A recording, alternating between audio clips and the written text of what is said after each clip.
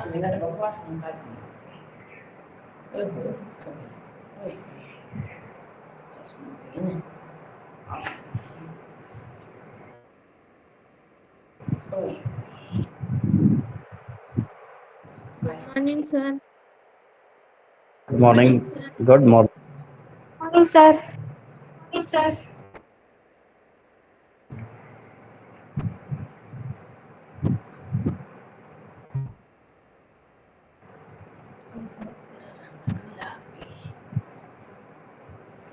हाँ बेटा, हम टॉपिक लेके चलेंगे 217 पेज पे है अबुल फजल की आईने अकबरी। इसको डिटेल से अब आगे हम पढ़ने वाले हैं।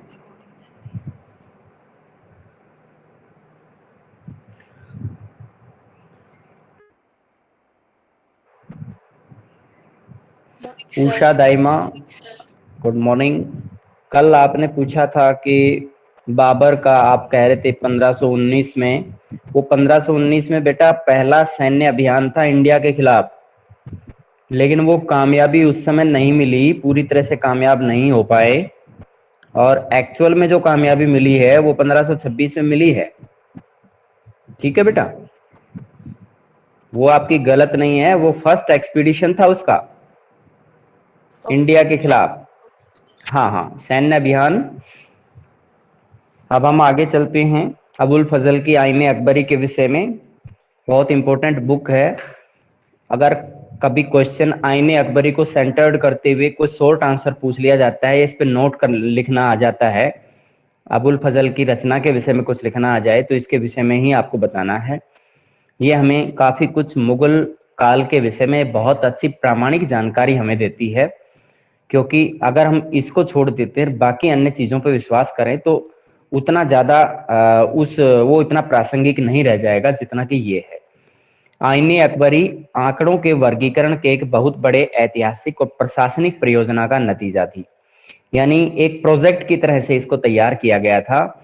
इसको क्लासिफिकेशन करते हुए ऐतिहासिक बातों को भी इसमें डाला गया, प्रशासनिक बातों को भी इसमें डाला गया। ऐतिहासिक में मतलब अकबर से पहले के कौन कौन से शासक रहे, जैसे हुमायूं के विषय में और बाबर के विषय में भी जानकारी इसके अंदर डाली गई।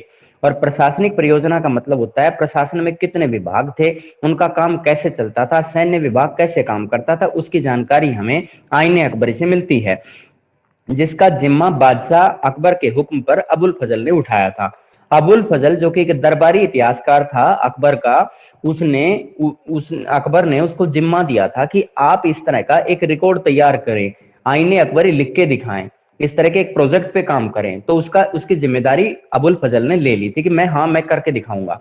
अकबर के शासन के 42वें वर्ष, ये 42वां वर्ष कब से होता है? 1598 ईस्वी में।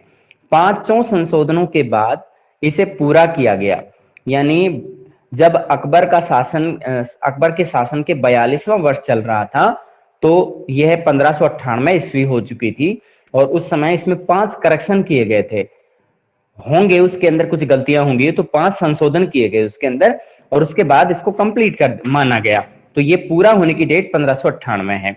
आईने इतिहास लिखने के एक ऐसे बृहत्तर परियोजना का हिस्सा थी जिसकी पहल अकबर ने की थी। यानी अकबर के कहने से आईन लिखने की बड़े प्रोजेक्ट पे काम किया गया। बृहत्तर परियोजना का मतलब होता है एक बड़ा प्रोजेक्ट। इस परियोजना का परिणाम था अकबरनामा, जिसे 3 जिल्दों में रचा गया। यानी आईने अकबरी को यहां पर इस परियोजना का रिजल्ट, इसका परिणाम क्या था? आईने अकबरी का अकबरनामा। क्या कहा जाता है इसे? अकबरनामा भी कहा जाता है। इसके 3 जिल्द होते थे। 3 जिल्द मतलब 3 पार्ट्स होते थे।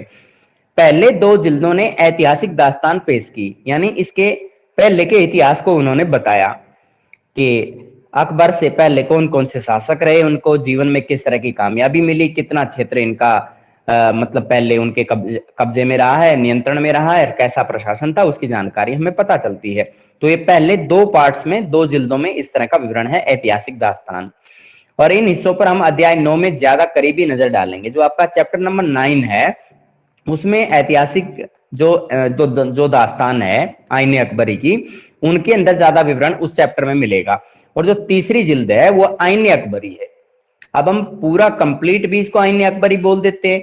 अब हमें एक चीज ध्यान देनी होगी कि इसको जो अकबरनामा है, अकबरनामा क्या है, ये बड़े बड़े प्रोजेक्ट का नाम है अकबरनामा, और इसके 3 जिल्द हैं। तो 2 जिल्द हैं वो ऐतिहासिक विवरण की जानकारी प्रदान करते हैं, और जो तीसरा विवरण है वो आईने अकबरी है, यानी सिर्फ अकबर के विषय में जानकारी उससे मिलती है। आईने अकबरी को शाही नियम कानून के सारांश और साम्राज्य के राजपत्र की सूरत में संकलित किया गया था। अब ये पूछा जा सकता है आपसे कि भी आईने अकबरी को किस रूप में संकलित किया गया, तो शाही नियम कानून के सारांश, यानी गवर्नमेंट के द्वारा या राजा के द्वारा कौन कौन से कानून बनाए गए हैं उनका मोटा मोटा जो है सारांश उसके अंदर डाला गया आईने अकबरी में, और साम्राज्य के एक राजपत्र यानी गवर्नमेंट ऑर्डर, यानी मुगल साम्राज्य के एक राजपत्र की सूरत में गवर्नमेंट ऑर्डर के रूप में इसको माना गया। तो आईने अकबरी में 2 चीजें हैं, शाही नियम कानून के सारांश, यानी जो भी उस समय रूल्स होते थे उनका एक इसमें थोड़े बहुत जानकारी डाली गई, सारांश से पता चल जाता था कि क्या क्या है, उसका सार डाल दिया गया उसमें, और जो साम्राज्य का एक गवर्नमेंट ऑर्डर के रूप में इस आईने अकबरी को माना गया। अब आते हैं आगे। आइन कई मसलों पर विस्तार, यस बोलो। यस सर, ये ऊपर वाला टॉपिक दोबारा बता दो, भारत में चांदी कैसे आई। अच्छा बेटा, ये वाला ठीक। Yes sir. देखिए बेटा, ये जोवानी कारेरी नाम का एक विद्वान हुआ है जो बर्नियर के समकालीन हुआ था। बर्नियर भी एक ऐतिहासिक इसी तरह के एक यात्री रहे हैं, और ये फ्रांस से बिलोंग करते हैं। जोवानी कारेरी जो है इटालियन है, इटली का एक मुसाफिर है, इंडिया आए थे। इंडिया के मुगल साम्राज्य के दौरान बाहर से आने वाली चांदी के विषय में जानकारी हमें प्रदान कर रहे थे। इसमें हमें कैसे पता चलता है कि मुगल साम्राज्य में धन संपत्ति की कोई कमी नहीं थी, बहुत ही अच्छा यहाँ पे सुख समृद्धि देखने को मिलती थी। इन्होंने बताया कि पूरे वर्ल्ड के अंदर जो एक स्थान से दूसरे स्थान पर जो सोने और चांदी के जो सिक्के हैं एक स्थान से दूसरे स्थान पे पहुंच रहे थे, मुद्रा पहुंच रही थी, तो उसमें इंडिया जो है उसका उसमें अंतिम रूप से वो इंडिया में पहुंच जाते थे। इसमें इन्होंने बताया कि इसका बड़ा हिस्सा अमेरिका से आता है, यूरोप के कई राज्यों से होते हुआ इसका थोड़ा सा हिस्सा कई तरह की वस्तुओं के लिए तुर्की में चला जाता है, यानी तुर्की से भी व्यापार होता था। तो अमेरिका से काफी मात्रा में पैसा इधर आ रहा है, यूरोप से भी आ रहा है, और यूरोप से आने वाला जो पैसा है कुछ मात्रा में तुर्की में भी चला जाता है, क्योंकि तुर्की से भी व्यापार उस समय होता था। अब इसमें आगे बता रखा है थोड़ा सा हिस्सा रेशम के लिए स्मरणा होते फारस पहुंच जाता है, यानी ईरान इराक की तरफ चला जाता है रेशम के लिए। इन्होंने थोड़ा सार रूप में बता रखा है। आगे बताया है क्योंकि तुर्की लोग कॉफी से अलग नहीं रह सकते, यानी कॉफी उन्हें चाहिए। जैसे चाय पीने के लोग आदी होते हैं, वो कॉफी पीने के आदी होते हैं तुर्की लोग। ओमान और अरबिया से उसे मंगवा लेते हैं, और ना ही फारस, अरबिया और तुर्की भारत की वस्तुओं के बिना रह सकते हैं। यानी जो ईरान और इराक का इलाका है, सऊदी अरब का इलाका है, तुर्की का इलाका है, भारत की वस्तुओं के बिना नहीं रह सकते, क्योंकि इनको गरम मसाले चाहिए। गरम मसाले हमारे देश में बहुत पर्याप्त मात्रा में उत्पादन उस समय भी होता था, आज भी होता है। हमारे प्रमुख रूप से जो एक तरह से निर्यात की जो वस्तु होती है उसके अंदर इसको शामिल किया जाता है। मुद्रा की विशाल मात्रा जो लाल सागर पर बेबल मंडेल के पास स्थित मोचा भेजते हैं, यानी इस मुद्रा की, यानी ये देश जो है फारस, अरबिया और तुर्की, ये हमारे इंडिया से वस्तु खरीद लेते हैं और क्या देते हैं उसके बदले चांदी दे देते हैं। तो ये जो मुद्रा है वो बड़ी मात्रा में लाल सागर पर बेबल मंडेल के पास स्थित मोचा नामक स्थान पे भेजते हैं, जो कि हमारे इंडिया से बाहर है, वहां पे पैसा आता है एक बार। इसी तरह से ये मुद्राएं फारस की खाड़ी पर स्थित बसरा भेजते हैं, यानी ये जो चांदी है इन्होंने बताया कि ये बसरा शहर कैसा है, इसमें सैनिक शहर होता था ये, जैसे कि आज हमारे दिल्ली कैंट है, मेरठ कैंट है, सैनिक छावनी शहर होते हैं, तो इस तरह का सैनिक छावनी शहर होता था ये उस समय। तो ये मुद्राएं पहले मोचा पहुंचती हैं, फिर मोचा के बाद में कहां पे जाती हैं, फारस की खाड़ी पे स्थित बसरा, वहां चली जाती हैं। फिर क्या होता है, बाद में वे सारी संपत्ति जहाजों में हिंदुस्तान भेज दी जाती है। हिंदुस्तान क्या है, ये हिंदुस्तान का ही उस समय ये लोग, सऊदी अरब के लोग, तुर्की के लोग, फारस के लोग इसको हिंदुस्तान के नाम से उस समय जानते थे। और ये कंप्लीट जो प्रॉपर्टी है, सारी संपत्ति, जितना भी पैसा है, सोना है, चांदी है, गोल्ड है या सिल्वर है, वो सब इन मार्गों से, जैसे बेबल मंडेल से मोचा गया, मोचा से बसरा आया, बसरा से फिर हिंदुस्तान आ गया। भारतीय जहाजों के अलावा जो डच, अंग्रेजी, पुर्तगाली जहाज हर साल हिंदुस्तान की वस्तुएं लेकर पेगू, तानसेरी, म्यांमार के हिस्से, श्याम थाईलैंड, सिलोन श्रीलंका, मालदीव के टापू, मोजाम्बिक और अन्य जगह ले जाते हैं। यानी भारत का जो माल है, बहुत से प्रकार की जो वस्तुएं हैं, इन स्थानों को भेज दी जाती हैं। ये सभी स्थान आपके नाम यहाँ पे आए हुए हैं। तानसेरी म्यांमार का हिस्सा है, श्याम थाईलैंड को कहा जाता है, श्याम देश, सिलोन श्रीलंका का उस समय का नाम था, और इन सभी स्थानों पर इसे भेजा जाता था।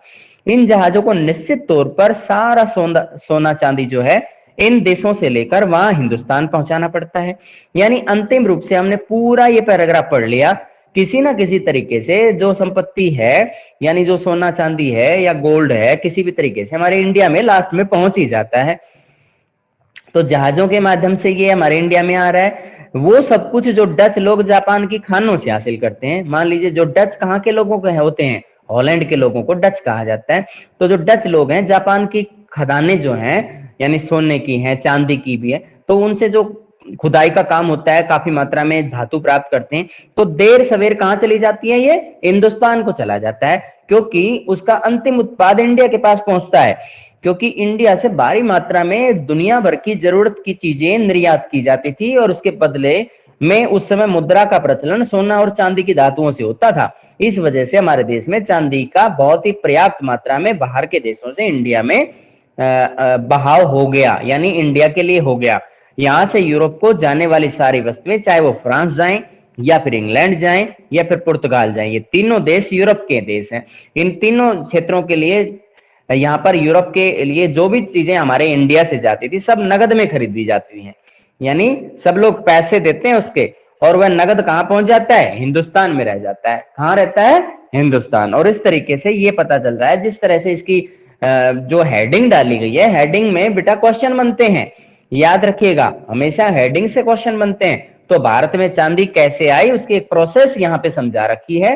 किसके लेख से पता चलता है, जोवानी कारेरी के लेख से पता चलता है, जिसने अपना आर्टिकल कैसे लिखा, बर्नियर के लेख पर आधारित करके लिखा।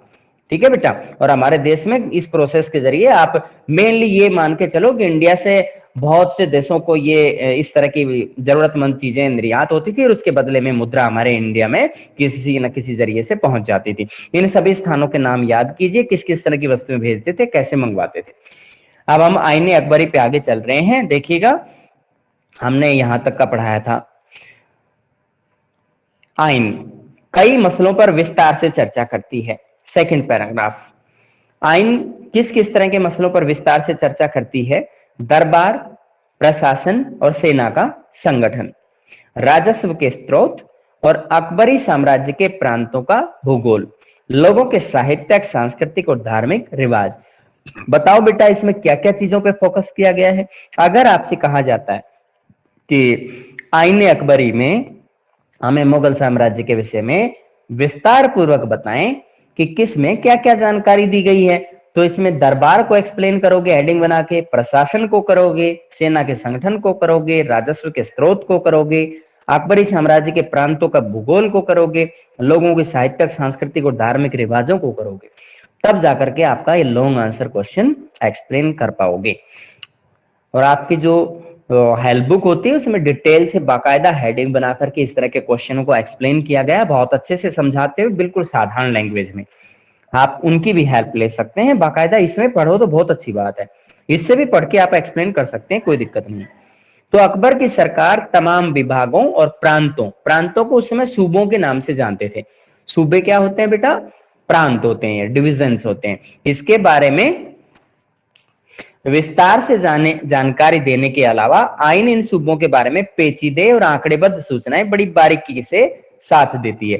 तो बेटा यहाँ पे क्या पता चला, हमें आइन से क्या क्या पता चला, दरबार का पता चला, प्रशासन का पता चला, सेना के संगठन का, राजस्व के स्रोत का, कैसे रेवेन्यू प्राप्त होता है, टैक्स कैसे कलेक्ट करते हैं, अकबर के साम्राज्य का जो प्रांतीय क्षेत्र है, कौन सा प्रांत कितने क्षेत्र में फैला हुआ है, उसकी भूगोल का पता लगता है, वहां की जलवायु कैसी है, वहां पे मिट्टी कैसी है, वहां पे पर्वतीय इलाका है, पठारी है, मैदानी है, जैसा भी है, और लोगों के कल्चर का पता चलता है, साहित्यक के जानकारी का पता लगता है कि लोग किस किस तरह के साहित्य को पढ़ते थे उस समय पर, जैसे कि आईने अकबरी का पता लगा, हमें अकबरनामा का पता लगा, सांस्कृतिक और धार्मिक रिवाजों का पता चलता है, लोग कैसी वेशभूषा, कैसा खान पान, कैसा रहन सहन, कैसे आचार विचार, किस तरह के धर्म का पालन करते थे, धार्मिक रिवाजों में कौन कौन सी बातें शामिल होती थी, कौन कौन से टैक्स पे करते थे, इन सब की जानकारी हमें आईने अकबरी से मिल जाती है। तो ये याद रखिएगा बेटा, इसमें जो बड़ा प्रोजेक्ट है उसका नाम है अकबरनामा, और अकबरनामा के 3 जिल्द होते हैं, तीसरे जिल्द का नाम आईने अकबरी है। ठीक है बेटा, अब हम आगे चलते हैं। हाँ बेटा, एक बात जरूर बताएं कि आपको स्कूल से मैसेज मिल गया था? हाँ बेटा, स्कूल से कोई जानकारी मिली है आपको, स्कूल ओपन होने से रिगार्डिंग? आप है बेटा? टीचर्स तो बोल रहे हैं पर ग्रुप पे मैसेज नहीं आया। अच्छा, ग्रुप पे मैसेज अब तक नहीं है, और सीआर एप्लीकेशन पे वहां है? उस पे चेक नहीं किया सर। अच्छा, एक स्कूल के सॉफ्टवेयर से मैसेज जाता है आपके लिए, तो क्या उस तरह का नहीं गया? जो फीस से रिगार्डिंग इस तरह से जाता है, तो क्या उस तरह का आपके फोन पे नहीं गया स्कूल के सॉफ्टवेयर से? नहीं सर, अभी तक नहीं गया, कोई बात नहीं, आएगा, आपको तो बताएंगे ही। वैसे आपको अंदाजा तो लग ही चुका है। अब टीचर्स का जो ग्रुप है 9th से 12th वाले में, उसमें प्रिंसिपल मैम ने बताया है बाकायदा 16 से स्कूल ओपन हो रहे हैं, और 15 को भी कुछ स्टाफ मेंबर्स को बुलाया जाएगा। तो उसके, और आज जो आपके बोर्ड रखे हुए हैं टीचर्स के घर पे, तो शायद उनको कलेक्ट करने का काम आज होगा, इस तरह का मैसेज मैम ने दिया था। और जो कल की वीडियो टीचर्स बना रहे हैं, वो वीडियो आज ही बनानी पड़ेगी उनको। तो इस तरह का था बेटा, तो तुम्हें भी बता देंगे, ऐसी कोई बात नहीं। जो गाइडलाइन आपको दी जाए उसके अकॉर्डिंग उसको फॉलो करना है। ठीक है बेटा? हाँ बोलो बेटा, इसके लिए अपडेट मैं उनसे मांगता हूँ एक बार। ये भरत सर ने हमारे पास नहीं भेजा है अभी तक, वो अपने वीरेंद्र सर है ना, उन्होंने तो देखा है, वो आपके ग्रुप में भी डाल रखा है, उसमें आपने देखा भी होगा। वैसे ज्यादा चैप्टर तो रिड्यूस नहीं हुए, मैंने देखा है उसमें भी पॉलिटिकल में काफी चैप्टर दे रखे हैं अब भी, क्योंकि टोटल है 18 है, 9 एक में है, 9 एक में है। और यहाँ आपने देखा होगा कि जो पहली बुक है उसमें कुछ चैप्टर कट गए, तो उसमें दूसरी वाली बुक में इतने ज्यादा नहीं कटे। टोटल 16 चैप्टर तो अब भी पढ़ोगे आप उसमें, तो इतना कट कहाँ हुआ है बेटा? इतना ज्यादा कहाँ कट गया? मैंने भी देखा है उस चीज को, आपने भी देखा है, नहीं देखा? ये सर एक चैप्टर अभी हाँ तो बेटा बहुत कम कटा है ना, बस उसी के रिगार्डिंग ही रहेगा, बस एक एक मुश्किल से, ज्यादा तो नहीं काट सकते हैं, क्योंकि इतना लंबा छुट्टी का वो नहीं रहा, केवल 2 ही महीने इस बार तो अभी आप प्रभावित हुए हैं, और ज्यादा अगर आगे कुछ दिक्कत होती है ना तो कटेगा। क्योंकि पिछली बार तो बच्चे अक्टूबर में उनको बहाल किया गया था स्कूलों को, और उससे पहले तो परमिशन ही नहीं थी। ठीक है बेटा, अब आगे यहां से चलते हैं। आज मैं पूछता हूं वीरेंद्र सर ने उस चीज को कहां से मतलब देखा है, या भरत सर ने उनको भेजा, कैसे किया? ठीक है बेटा, वैसे ज्यादा नहीं कटेगा, इतना मान के चलो बेटा, मुश्किल से 2 चैप्टर, और नहीं 2 भी मुश्किल है, क्योंकि जिस तरह से 18 चैप्टर में से आप 16 आप पॉलिटिकल में पढ़ रहे हो, तो सिलेबस तो रिड्यूस बहुत कम हुआ है। इन सूचनाओं को इकट्ठा करके उन्हें सिलसिलेवार तरीके से संकलित करना एक महत्वपूर्ण शाही कवायद थी। यानी धीरे धीरे करके इंफॉर्मेशन को कलेक्ट किया जाता था, किसी भी तरीके से, जैसे मान लीजिए जमीन के टैक्स से संबंधित कोई सूचना है, उसको इकट्ठा करना है, तो प्रत्येक क्षेत्र में जाकर के सर्वे करते थे और उसको उसकी सूचनाओं को लिख लेते थे। फिर उसको सिलसिलेवार तरीके से संकलित करना। सिलसिलेवार तरीका मतलब क्या होता है? क्रमवार तरीके से, कि जो घटना पहले हुई उसको पहले और जो बाद में हुई है उसको बाद में। तो ये एक बड़ा मतलब ये शाही कवायद का मतलब होता है कि जो शाही अधिकारी होते थे, सरकारी अधिकारी होते थे, उनका ये महत्वपूर्ण काम था इस तरह की सूचनाओं को इकट्ठा करके उनको लिखना। इसने बादशाह को साम्राज्य के तमाम इलाकों में प्रचलित रिवाज और पेशों की जानकारी दी कि बादशाह को इस चीज का पता लग गया कि उसके साम्राज्य में किस किस रिवाज का पालन लोग करते हैं, कैसे कैसे धर्म के लोग यहाँ पे रहते हैं, कैसा रहन सहन है, उनका खान पान कैसा है, उनके व्यवसाय क्या है, उनके पेशों की जानकारी मिल गई। और इस तरह से हमारे लिए आईन अकबरी शासन के दौरान मुख्य साम्राज्य के बारे में सूचनाओं की खान है। यानी पूरी तरह से एक जैसे खदान के अंदर कोई भी धातु पर्याप्त मात्रा में मिलती है, उसी तरह से आईन अकबरी से मुगल साम्राज्य के बारे में ज्यादा से ज्यादा सूचनाएं हमें मिल जाती हैं। फिर भी यह ध्यान रखना महत्वपूर्ण होता है कि आईन का नजरिया क्षेत्रों के बारे में केंद्र का नजरिया है। याद रखिए, अलग अलग क्षेत्र के प्रांत तो बना रखे हैं, सूबे बना रखे हैं, लेकिन फिर भी केंद्र को ध्यान में रखते हुए जानकारी आईन में डाली जाती है। यहाँ ये नहीं रखते कि भाई सूबे को महत्व देना है, केंद्र को महत्व ज्यादा देना है, या यूं कहें कि समाज के शीर्ष से देखी हुई समाज की तस्वीर। इसका मतलब है कि जो समाज का शीर्ष है, टॉप लेवल है, उससे समाज को देखा जाता है। यानी सबसे ऊपर समाज के अंदर सबसे ऊपर उस समय कौन माना जाता था? शासक होता था। तो शासक की नजर से आम जनता की एक तस्वीर, समाज की एक तस्वीर को तैयार किया गया है। यहां आप देख सकते हैं अबुल फजल अपने आश्रयदाता को अकबरनामा की पांडुलिपि पेश कर रहे हैं। अबुल फजल क्या है कि उसके पास कोई आया होगा, कोई भी दरबारी आया होगा, तो वह आश्रयदाता को, जिसको अपने आश्रयदाता कौन होता है? जो आश्रय देने वाला होता है। तो अब अबुल फजल को आश्रय किसने दिया? शासक ने दिया। तो इसका मतलब अकबर को ये दे रहे हैं। किसको दे रहे हैं? अकबर को, क्योंकि उसका आश्रयदाता अकबर था। अकबरनामा की पांडुलिपि पेश कर रहे हैं। उसके हाथ से लिखी हुई मैन्युस्क्रिप्ट्स है, ये कोई प्रिंटिंग नहीं थी, प्रिंटिंग टेक्निक उस समय डेवलप नहीं हो पाई थी। तो यहां हमें ध्यान रखना है, इसके तीनों पार्ट्स होंगे, इसमें 2 ऐतिहासिक पार्ट होंगे और एक आईन अकबरी का तीसरा पार्ट होगा। 3 जिल्द थे इसके। तो ये इन्होंने आश्रयदाता कहा है, आश्रयदाता अकबर थे, और अकबर को ये भेंट पांडुलिपि के रूप में यहां दी जा रही है। अकबर राज सिंहासन पे बैठे हुए, नीचे बैठा हुआ अबुल फजल है, जो दरबारी इतिहासकार है। आगे चलते हैं। इस तरह के चित्र के जरिए आपसे पूछा जा सकता है कि भाई यहाँ पे सिंहासन पे कौन बैठा हुआ है, तो इस तरह का क्वेश्चन हो सकता है। तो पांडुलिपि के बारे में कोई जानकारी पूछ लें, या फिर आपसे आईने अकबरी की कोई विशेषता पूछ लें, या फिर अकबरनामा की कोई एक विशेषता पूछ लें। तो इस तरह से आपके पिक्चर बेस्ड क्वेश्चन तैयार होंगे। कुछ भी पूछ सकते हैं आपसे इस पे बेस करते हुए, इसीलिए ये जानकारी दी जाती है साथ साथ। आगे चलते हैं बेटा।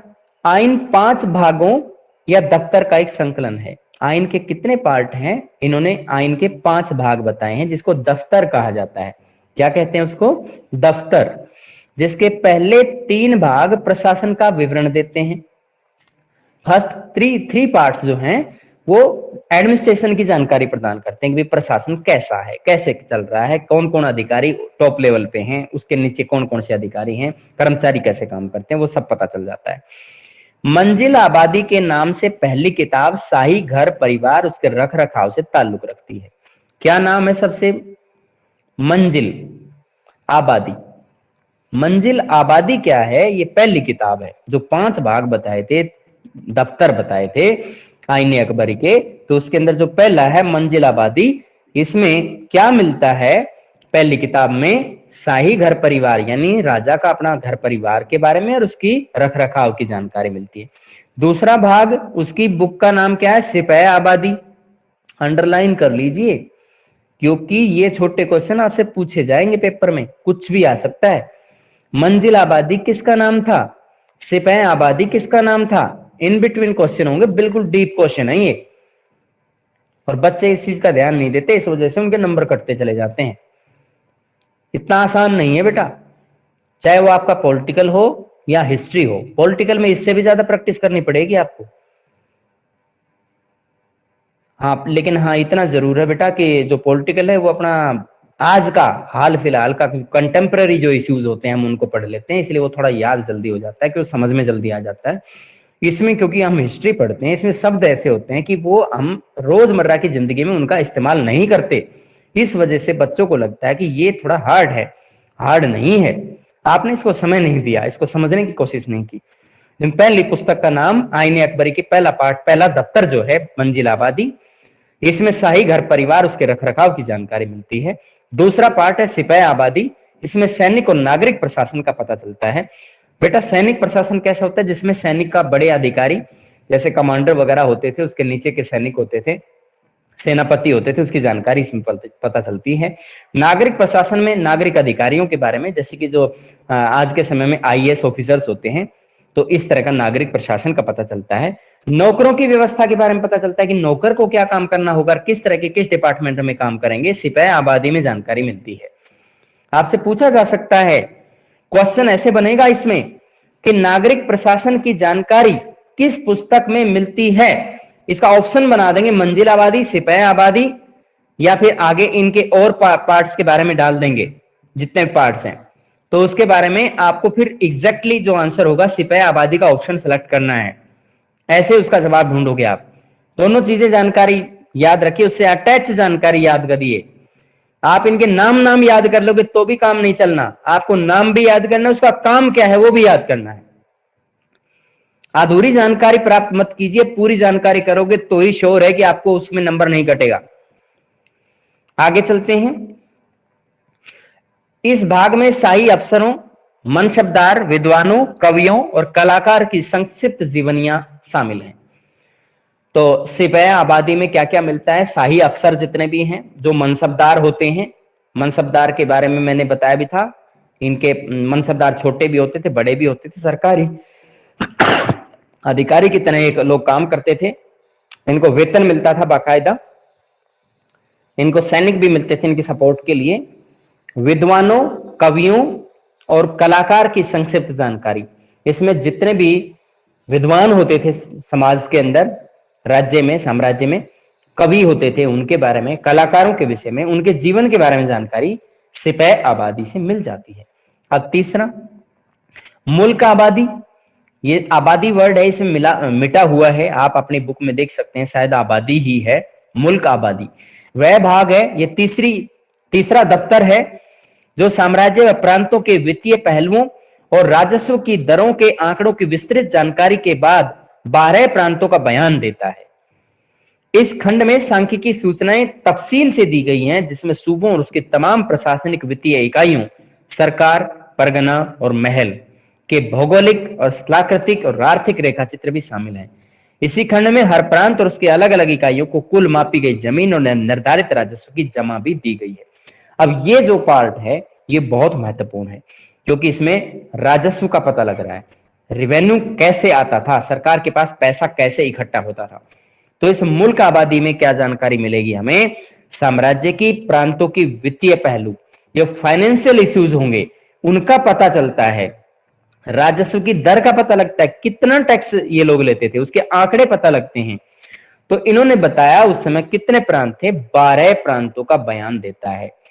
मुल्क आबादी कितने प्रांतों का बयान देता है, 12 प्रांतों का। इस खंड में क्या पता चलता है, सांख्यिकी सूचनाएं तफसील होता है डिटेल से, बहुत ही डिटेल से इनकी जानकारी दी गई है। सांख्यिकी सूचना कैसी होती है, जैसे कि आपने सांख्यिकी को पढ़ा होगा स्टैटिस्टिक्स मैथमेटिक्स में, तो उस तरह की डाटा से संबंधित सूचनाएं इसमें मिलती हैं, जिसमें सूबों का और उसके तमाम प्रशासनिक और वित्तीय इकाइयों के भौगोलिक, यहाँ पे बताया है कि सूबे जो छोटे छोटे डिवीजन बनाए हुए हैं उनकी जानकारी मिलती है, प्रशासनिक जानकारी मिलती है, वित्तीय इकाइयों का जो फाइनेंशियल यूनिट्स होती हैं। तो प्रमुख रूप से मुगल साम्राज्य में फाइनेंशियल यूनिट जो होती थी, सरकार होती थी, फिर परगना, फिर महल, ठीक है। उसके बाद भौगोलिक जानकारी जुटाते थे इसमें, स्थल की आकृति कैसी है, मैदानी भाग है, मरुस्थल का है, चट्टानी है, कैसा है उसका पता चलता है, पहाड़ी है। भौगोलिक प्रदेश में मिट्टी का, जलवायु का, ये सब इसमें ऐड करते थे। आर्थिक रेखा चित्र भी देखते थे कि किस क्षेत्र में इनकम का सोर्स क्या रहेगा, कितना टैक्स उनको देना है। और यहाँ हर प्रांत और उसकी अलग अलग इकाइयों की मापी गई जमीन, यानी सर्वे करके उसको नापते थे जमीन को, निर्धारित राजस्व फिक्स कर देते थे कि भी कितना टैक्स किनको, किस क्षेत्र के लोगों को जमा करना है, उसे जमा बोला जाता था। जो किसी भी क्षेत्र के लिए राजस्व फिक्स कर दिया गया है उसे जमा कहा जाता था। सरकार को या शाही साम्राज्य को या शाही दफ्तर को उसे जमा कराना पड़ता था। यहां तक बताओ बेटा, कोई प्रॉब्लम है तो? इससे अगला जो टॉपिक है बड़ा टॉपिक है, पहले आप यहां तक का इसको पढ़ें।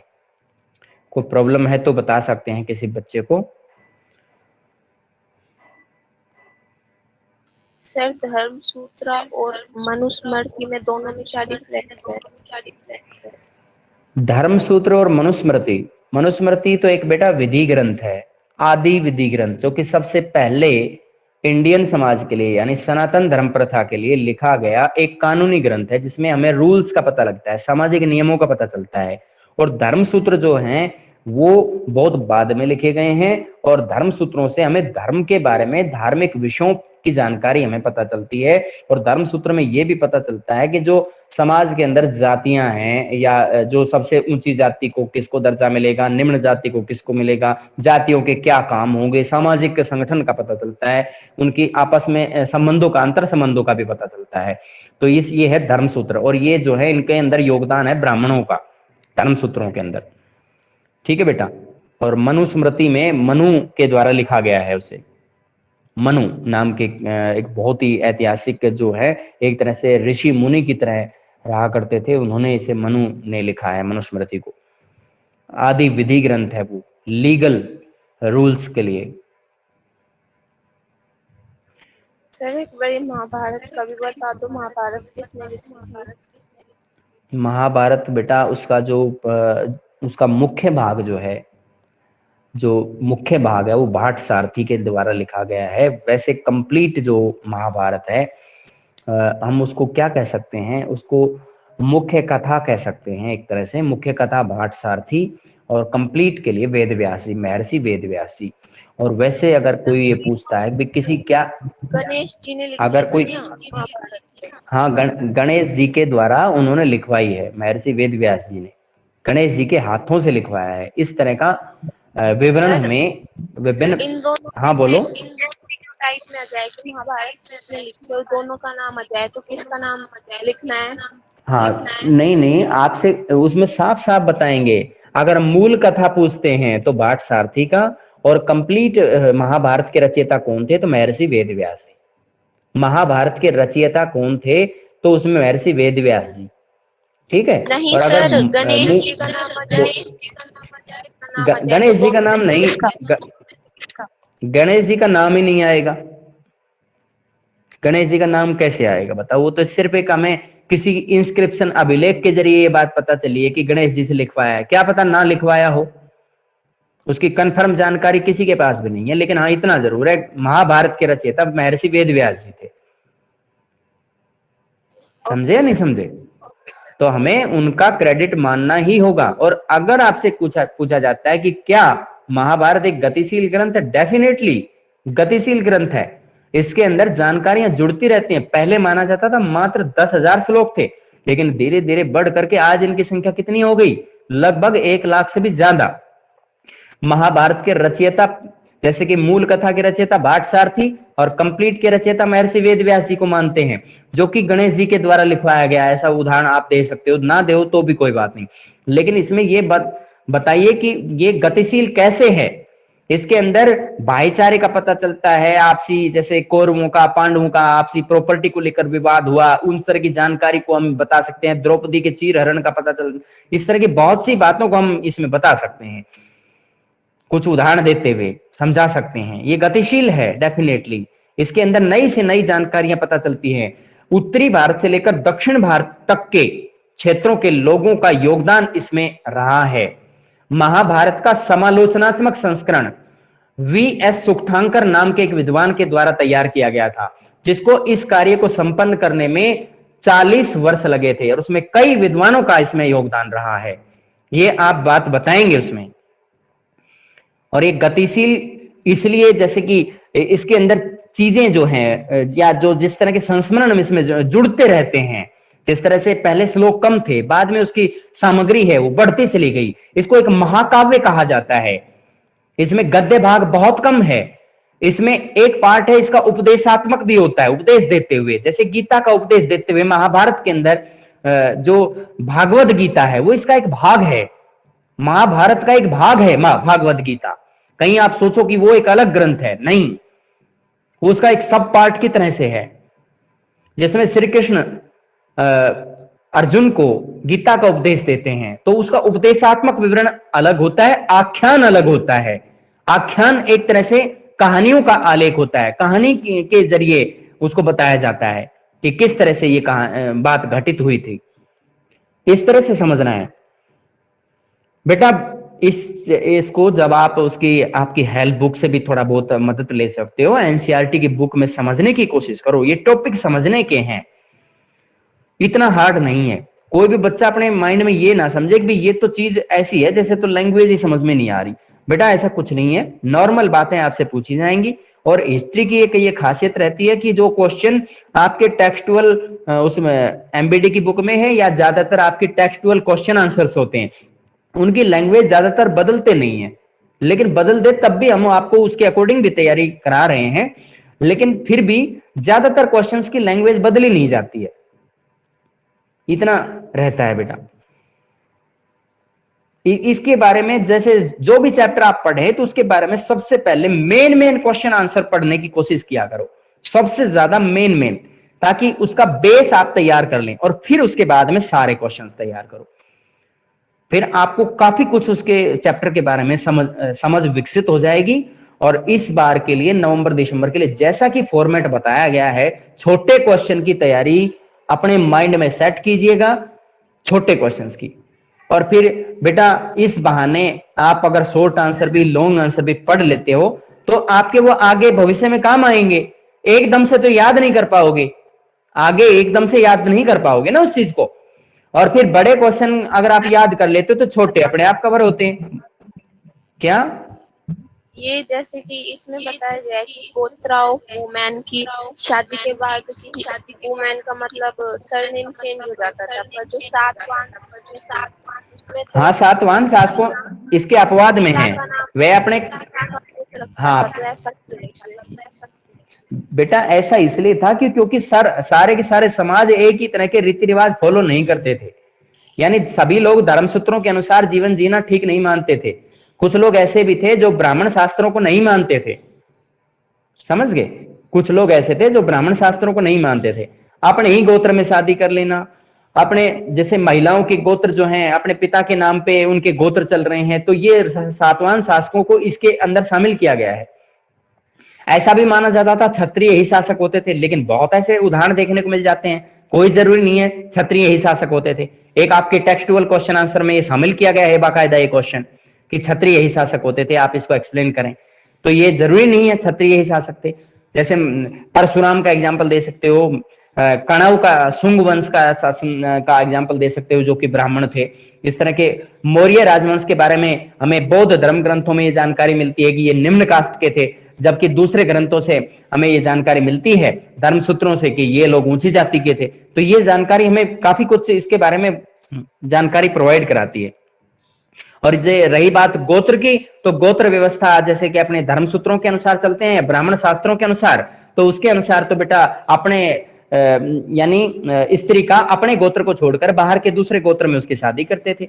ये महिलाओं का सरनेम जो है उसके पति के अकॉर्डिंग हो जाता था शादी होने के बाद, लेकिन यहाँ सातवान शासकों के यहाँ पे ऐसा नहीं था। इसका उदाहरण आप अपवाद के रूप में ले सकते हो कि सारा समाज एक ही प्रकार के नियमों को नहीं मानता था, सामाजिक नियमों को नहीं मानता था, सभी जगह एक जैसा परिवेश नहीं था, कुछ बातें ऐसी भी थी जो अलग रहती थी।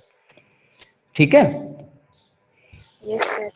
अब आप इस टॉपिक को पढ़िएगा, इसके क्वेश्चन आंसर नोट कर लीजिए जिस तरह का बताया गया है। छोटे क्वेश्चनों पे विशेष फोकस कीजिएगा और बड़े भी इसको समझ लीजिए, क्योंकि एकदम से तो फिर अगले पेपर का भी तैयारी नहीं कर पाओगे, वो तो बेटा धीरे धीरे ही होता है। जाति के बारे में क्या बता दो, जाति की बेटा एक जाति 4 वर्ण डिवाइड कर रखे थे, फिर जाति बनाने 4 की वर्ण जरूरत पड़ी। बेटा सुनिए, इसमें 4 वर्ण बनाए गए थे, आपको पता है, ब्राह्मण बताया, क्षत्रिय बताया, वैश्य बताया, शूद्र बताया, 4 बन गई। तो चारों बनने के बाद सामाजिक विभाजन या उनका काम देख के, मेनली उनका कार्य देख करके, और एक तरह से उसको ये माना गया था कि भाई जैसे शीर्ष जो व्यक्ति का शरीर है, मानव के शरीर में शीर्ष जो है वो, या फिर हम ब्रह्मा के सिर से उसका उद्भव हुआ है ब्राह्मण का, क्षत्रियों का उसके कंधों से, उसके छाती से हुआ है, और तीसरा वैसे है वो व्यक्ति की जंघाओं से उसका मतलब यानी ब्रह्मा की जंघाओं से उसका जन्म हुआ है, और शूद्रों को उसके चरण से उद्भव माना जाता है, उनका जन्म वहां से हुआ है, चरणों से। तो इस तरह से इनकी सामाजिक हैसियत का तो पता लग ही गया है। इसी तरीके से इनके काम भी डिवाइड किए गए थे। जैसे कि ब्राह्मण को काम दिया गया कि आप लोग क्या करेंगे कि उनको धर्मशास्त्र का पढ़ने का, पूजा पाठ करने का, या फिर जो उपदेश देने का, इस तरह का, या हवन कुंड, हवन वगैरह करवाने का, अनुष्ठान कराने का, सामाजिक अनुष्ठान, ये सब धार्मिक अनुष्ठान कराने में इनका योगदान समझा गया कि सभी पवित्र धार्मिक ग्रंथों को ये लोग पढ़ सकते थे। लेकिन उस समय व्यवस्था की कि वे शूद्र लोग और महिलाएं इनको हाथ नहीं लगाएंगी, वेदों को हाथ नहीं लगाएंगी।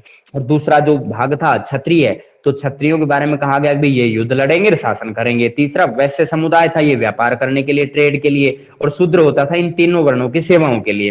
तो लेकिन फिर भी कुछ ऐसे लोग भी थे समाज के अंदर जो इन चारों वर्णों में शामिल नहीं हो रहे थे, और उनकी कैटेगरी बनानी बहुत जरूरी थी, सामाजिक संरचना बहुत जरूरी थी, इसलिए जाति को शामिल किया गया। जैसे कि सुनार है, सुनार को इन किसी भी कैटेगरी में शामिल नहीं कर सकते थे। जो भी दस्तकार व्यक्ति होते थे उनको अलग ही कैटेगरी के अंदर शामिल करने के लिए इस तरह का शामिल किया गया था। जैसे शूद्र लोग हैं, इनको अगर वैसे तो चांडाल वगैरह सब इसमें शामिल हो सकते थे, लेकिन फिर भी कुछ वर्ण ऐसे थे जो इन कैटेगरी में शामिल नहीं हो रहे थे। सुनार का एग्जाम्पल खासतौर पर आपकी बुक में दिया गया है। ठीक है, इसलिए जातिगत भेदभाव, जातिगत सामाजिक संरचना जरूरी हो गई थी। ठीक है बेटा, अब you can leave now.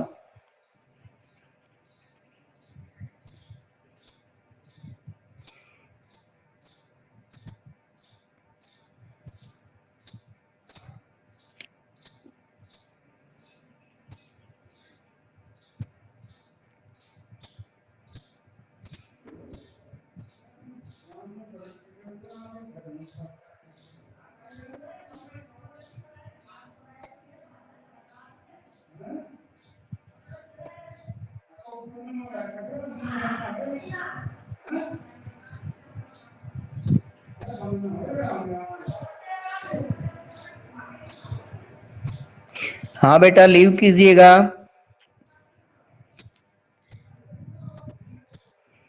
Hina.